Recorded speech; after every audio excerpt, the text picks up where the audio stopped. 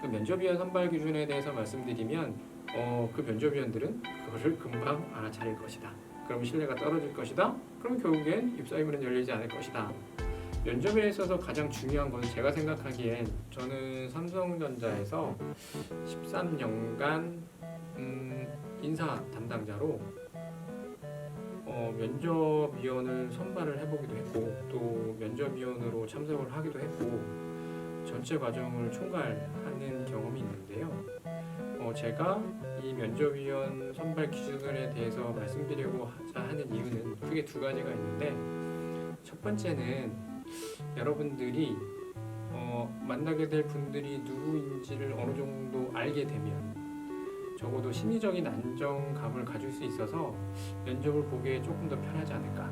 기본적으로 다시 한번 말씀드리겠지만 이런 면접위원들이 왔었을 때 또 이런 면접위원 특성들이 있었으니까 나의 면접 방향이 어떻게 되겠다라는 어떤 감을 저는 잡을 수 있기 때문에 면접위원 선발 기준에 대해서 말씀드리려고 하는 겁니다. 면접위원 선발 기준에 대해서 말씀드리면 크게 세 가지가 있어요. 일괄적이지는 않지만 적어도 근무 연수로 표현할 수 있는데 면접 종류에 따라 다르지만 임원 면접을 제한 면접위원은 보통 한 13년 경력이 있는 분들 기준으로 면접위원 풀을 구성을 하고 임원은 그냥 임원이면 돼요. 그리고 두 번째로는 그분들의 평가 결과를 봐야 돼요. 예를 들어서 13년 차 있는데 평가가 1서부터 100까지 다 있을 거잖아요. 그랬을 때 정확히 내용을 말씀드리긴 어렵지만 여러분이 쉽게 이해하는 기준으로 본다면 학점을 이야기할 수 있을 것 같고요. 학점으로 보자면 4.0 이상 정도 되는 분들을 뽑죠. 그러면 너무 간단하잖아요. 근데 그 학점이 그냥 한 번 학점이 아니라 여러분들로 치자면 1학년, 2학년, 3학년, 6학기에 성적이 평균 4.0이 넘는 사람들을 뽑는 비슷한 수준으로 면접위원을 선발하는 거죠. 최근 한 4, 5년부터는 강화된 제도가 뭐냐면 그 풀에 있는 면접위원들이 교육을 들어가야 돼요. 그 그룹에서 하는 교육을 들어가지 않으면 면접위원에 들어갈 수가 없어요. 그 교육은 어떤 교육이냐면 그냥 면접의 어떤 개념 그리고 어떻게 시스템을 활용할 건지 그리고 중요한 거는 입사한 신입사원들 몇 명을 뽑아요. 그 다음에 각각의 다 미션을 주는 거죠.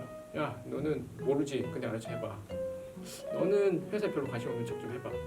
너는 제대로 해봐. 이런 식으로 주고 그 면접위원 풀 중에 선발을 해서 모의 면접을 한번 보는 거죠. 케이스 스터디. 그러면 면접위원들은 거기서 많은 것들을 배우겠죠. 저렇게 하는구나, 저렇게 하는구나, 저렇게 하는구나. 그렇게 뭔가 지원자들의 어떤 것들을 볼 수 있는 그런 교육을 받는 거죠. 그러니까 그렇게까지 교육을 받으면 이제 면접위원 선발이 돼서 들어가서 이제 면접위원을 보면 면접위원의 역할을 수행하면 되는 거죠. 제가 면접위원 기준을 얘기하는 이유는 아까 말씀드렸듯이 조금 더 내가 만나게 될 면접위원들이 어떻게 뽑는지를 알게 되면 좀 편하잖아요, 마음이. 예를 들어서 어떤 4개의 방을 들어가는데 그 각각의 귀신들이 있는 거예요, 좀비가. 근데 각각의 방마다 아무것도 모르는 상태에서 가면 그거 자체가 공포잖아요. 근데 저 방에는 좀비가 있고 저기는 약간 서양 귀신이 있고 한 3명 있어. 그러면 저기 이런 게 있구나. 적어도 3번만 놀라면 되는구나. 이렇게 좀 심리적인 위안감을 느낄 수 있잖아요. 여러분들이 만나게 되는 임원들이 어떻게 해서 여기 왔게 됐구나 라는 걸 알게 되면 그 지식이 중요한 게 아니라 내 마음적인 여유를 가질 수 있으니까 좋은 거고, 이분들은 여러분처럼 대학도 다녀보고 물론 시대는 달라요. 하지만 그들 나름대로 다 어려움은 있었겠죠. 대학도 다녀본 여러분들도 다 이해하고 있고 또 신입사원에서 차분히 계속 근무를 해왔고 그것도 최소 13년. 즉 신입사원을 예를 들어서 제가 13년 차였으니까 저는 신입사원을 그러니까 저도 신입사원이었지만 저는 1 곱하기 2 하면 2죠. 13 곱하면 26번을 본 거예요. 임원들은 더 많이 봤겠죠. 어떤 신입사원이 들어오는지, 그의 특징이 뭔지, 일 잘하는 사람이 뭔지, 일 못하는 사람이 어떤지 나름의 다 데이터가 있고 어떤 애티튜드가 다 있단 말이에요. 그래서 그 사람이 딱 내가 봐서 안다 라는 임원인데 그건 정답은 아니지만 나름의 그런 것들을 다 가지고 있는 거예요. 그런데 그런 면접위원들 앞에서 여러분들 어떻게 면접 준비하세요? 야, 이런 질문 나올 거야. 한 어떤 분 제가 몇백 개를 준비하는 것도 봤는데 하나하나 다 자기 생각을 다 해요. 근데 그거를 자기 경험, 자기가 생각한 것들을 적는 게 아니라 되게 멋져 보이는 거예요. 아, 이 정도면 합격할 거야. 이 정도면 면접위원이 좋아할 거야. 왜 자소서리라고 하잖아요. 그런 것처럼 면접의 답도 과장이 되고 화장을 해요. 드리고 싶은 말은 면접위원은 여러분의 그 답을 기가 막히게 빨리 알아채고 꼬리 질문이라고 하잖아요. 계속 질문을 하면서 그 내용을 파악하려고 해요. 면접에 있어서 가장 중요한 건 제가 생각하기엔 신뢰예요. 여러분들도 대학 다니면서 팀까지 해봤을 거잖아요. 근데 옆에 팀원이 믿을 수가 별로 없어요. 맨날 지각해, 뭔가 해도 잘 안 해, 뭔가 말해도 신뢰도 안 가. 했다고 하는데 몰라. 같이 일할 수 있겠습니까? 같이 팀 과제하기도 어렵잖아요. 회사는요, 당장 돌아가서 일해야 되고 일이 정말 실적이고 실적을 못 내면 회사는 돌아가지가 않아요. 아무리 큰 기업도 한 명이 잘못 들어오면 정말 조직이 힘들어요.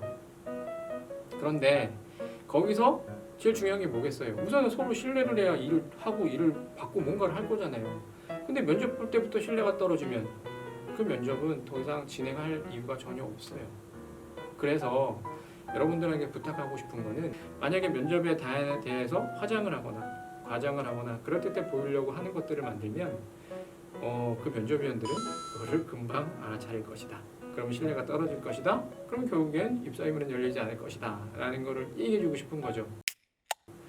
즉 정리하면 첫 번째, 좀 심리적으로 위안을 얻을 수 있다. 심리적으로 여유를 가지고 있다. 두 번째, 내가 하는 말들을 저는 벌써부터 다 알고 있구나.